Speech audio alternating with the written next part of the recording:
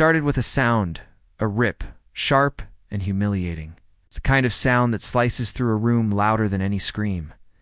Emma was standing at the front of the classroom, her trembling hands clutching the sides of a torn shirt as gasps and murmurs spread like wildfire. Her eyes darted around the room. No one moved. No one spoke. No one helped. Moments earlier, she had been called to the board by Mr. Hansen to solve a simple math equation. She hated that, being the center of attention. Not because she wasn't smart, Emma was brilliant, but because she was quiet, shy, and small. And kids like her? They were easy targets. Behind her snickering voices she had grown to dread followed her every step. Madison, the queen bee of Oak Ridge High, and her two shadows, Lauren and Kelsey, had been tormenting Emma for weeks. Sneaky insults, nasty notes, tripping her in hallways. And now this. Just as Emma raised the chalk to the board, Madison had reached out and tugged at the back of her blouse, ripping it down the seam. A laugh, a scream, a blur. Emma's breath caught in her throat, her face burning with embarrassment and rage. She turned, fists clenched, eyes wet not from shame, but from something much deeper. Silence. Even Madison seemed frozen in place, smirking but unsure. Mr. Hansen had stepped out just minutes earlier. There were no teachers to stop what was about to happen, and then Emma moved. Not away, not to hide. She walked toward her desk slowly, her shoulders rising with each step like waves building toward a storm. And then, with one swift kick, she drove her foot into the side of her desk. Flipping it on its side with a thunderous crash, everyone went silent. Her breathing was heavy, her eyes locked on Madison. "You think I'm afraid of you?" Emma's voice shook, but it was steady, strong. "You think tearing my clothes in front of everyone makes you powerful?" "It doesn't. It just makes you mean and weak." It was the first time most of her classmates had heard her speak more than a few words.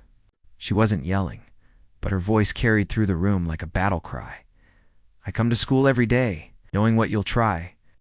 I walk these halls, keep my head down, stay quiet, not because I'm scared, but because I hoped maybe, just maybe you'd get bored and leave me alone. But today, I'm done hoping, I'm done hiding."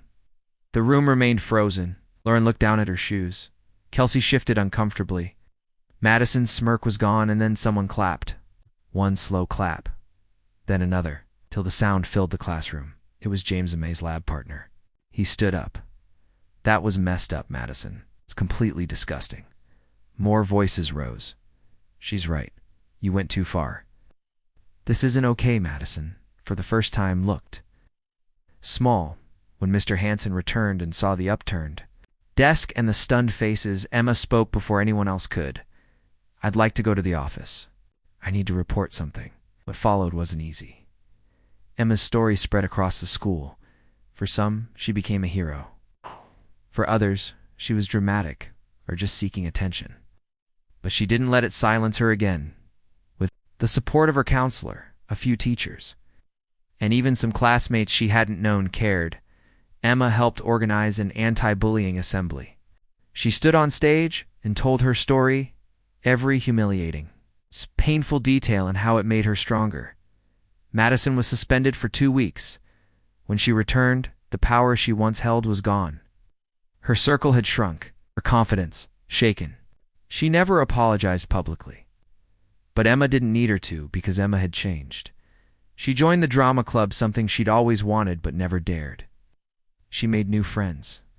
She laughed louder, walked taller, and when someone asked her for help standing up to bullying, she was there, always. The message she left behind was clear. You don't have to be loud to be powerful. You don't have to fight to be brave. But when someone tries to tear you down, don't let them define you. Stand up even if your voice shakes. Speak even if your heart races. Because sometimes it only takes one quiet girl to make everyone listen.